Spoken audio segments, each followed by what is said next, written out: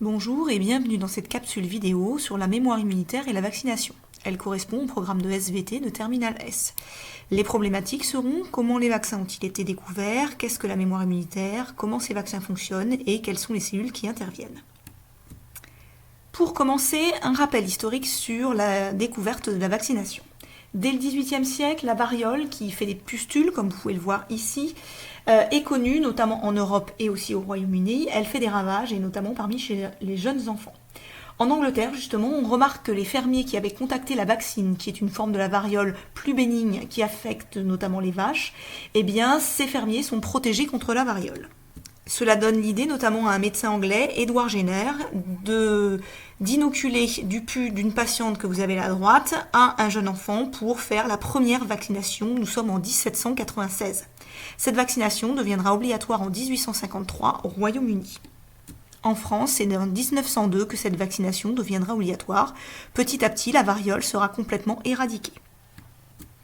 En France, c'est Louis Pasteur qui, dès la fin du XIXe siècle, met au point un vaccin contre la rage. Ce vaccin est fait à partir d'une souche atténuée du virus, c'est-à-dire qui ne rend pas malade, ou très peu.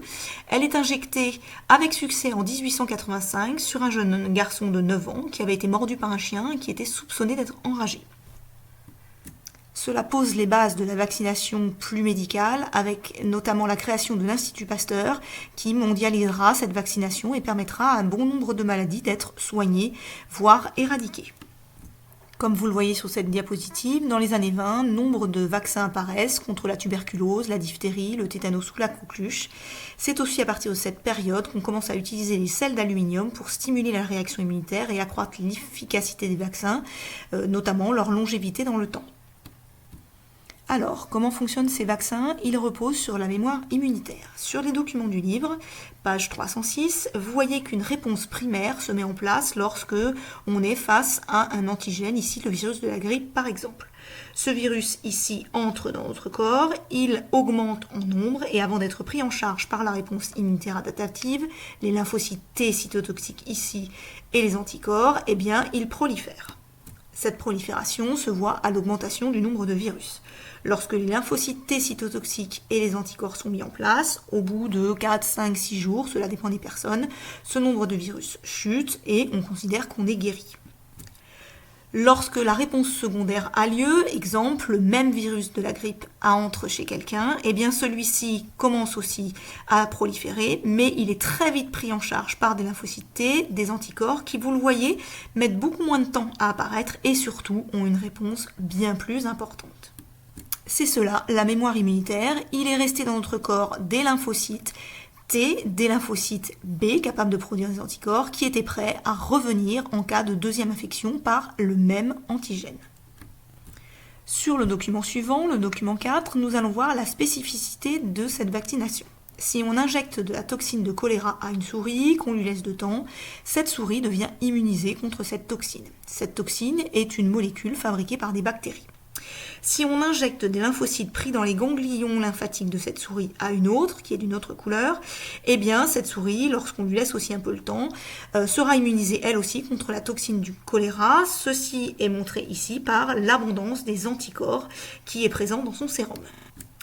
Si on réalise la même expérience mais sans immuniser une souris, on prend les lymphocytes des ganglions de cette souris qui n'est pas immunisée, on la met dans une autre souris, d'une autre couleur donc, on lui laisse un peu de temps, on lui injecte de la toxine de choléra, et bien on observe que la quantité d'anticorps fabriqués n'est pas du tout la même que la souris orange qui était ici.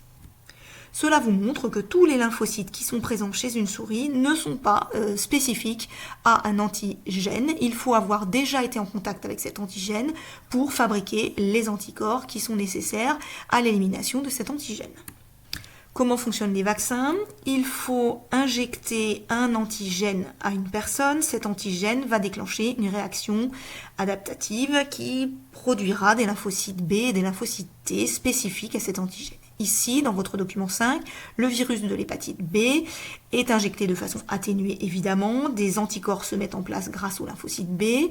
On voit ici que des rappels sont nécessaires pour que cette mémoire fonctionne à long terme et que le vaccin soit présent chez la personne pour une durée assez importante. Cette durée, dans le document 6, peut être long. On voit que les lymphocytes B mémoire spécifiques au virus de la variole sont présents chez les gens de 20 à 40 ans, voire même de 40 à 60 ans, parce qu'ils ont été vaccinés avant les années 80. Les personnes qui sont nées après les années 80 n'ont plus été vaccinées parce que la variole est considérée comme éradiquée. Elles n'ont donc pas de lymphocytes B spécifiques, elles ne se sont pas immunisées contre cette maladie. Cette vaccination repose sur la mise en mémoire de cellules de l'immunité adaptative. Ici, nous voyons lorsqu'un antigène, par exemple qui serait déposé par un vaccin, arrive, il sélectionne ce lymphocyte B puisque sa forme est complémentaire de son anticorps. Les 3 étapes sont donc les mêmes, sélection, prolifération clonale et différenciation avec formation de plasmocytes qui formeront les anticorps. Ce qui nous intéresse, c'est la mise en mémoire de ces lymphocytes, ici les lymphocytes B. Les lymphocytes B ne sont pas les seules cellules à être mises en mémoire. Vous avez donc ici les lymphocytes T4, pivot de l'immunité, les lymphocytes T8 qui pourront se différencier en lymphocytes T cytotoxiques. L'ensemble de la vaccination est résumé dans l'essentiel par l'image de votre livre, page 315.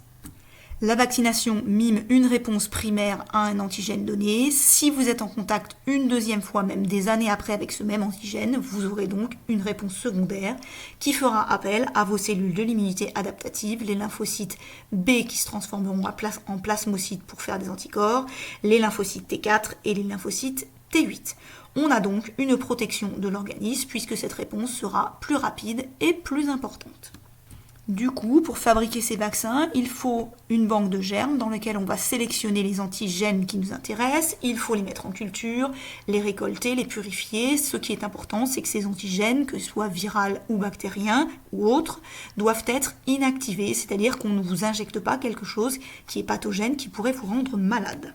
Par la suite, on peut rajouter des conservateurs, des adjuvants qui permettront de mettre en place la réaction inflammatoire et donc d'améliorer le pouvoir du vaccin, et des stabilisants. L'ensemble formant le vaccin qu'on vous inoculera. Vous avez aussi sur votre livre un schéma bilan qui vous montre l'évolution du phénotype immunitaire, notamment ce vaccin présentant soit des agents infectieux atténués ou des agents infectieux tués ou encore purifiés. Avec ces adjuvants, va vous permettre une induction de votre réponse innée puis adaptative, la mise en mémoire de vos cellules et donc la protection de l'individu. Que vous ayez une vaccination ici ou une maladie, l'ensemble fera évoluer votre phénotype immunitaire, c'est-à-dire que l'ensemble des maladies auxquelles vous pourrez faire face plus rapidement va augmenter au fur et à mesure de votre âge. La vaccination aura donc des effets bénéfiques personnels, mais aussi pour la société. En effet, on estime que la variole a été éradiquée dans les années 80, c'est pour cela qu'on ne vaccine plus les gens. La poliomyélite, qui est une maladie qui était assez ancienne, vous voyez ici un bas-relief représentant ses effets, notamment avec cette jambe ici beaucoup plus petite, avec beaucoup moins de muscles. La poliomyélite est éradiquée en Europe depuis les années 2000, grâce à une couverture vaccinale élevée. Par contre, il faudrait qu'elle le soit aussi dans le reste du monde. C'est pour cela que les vaccins sont obligatoires, notamment en France et bien entendu en Europe. Voici une liste des vaccins recommandés en France en 2018 qui nous permettent d'avoir une immunité personnelle et une immunité sociétale qui est de plus en plus importante.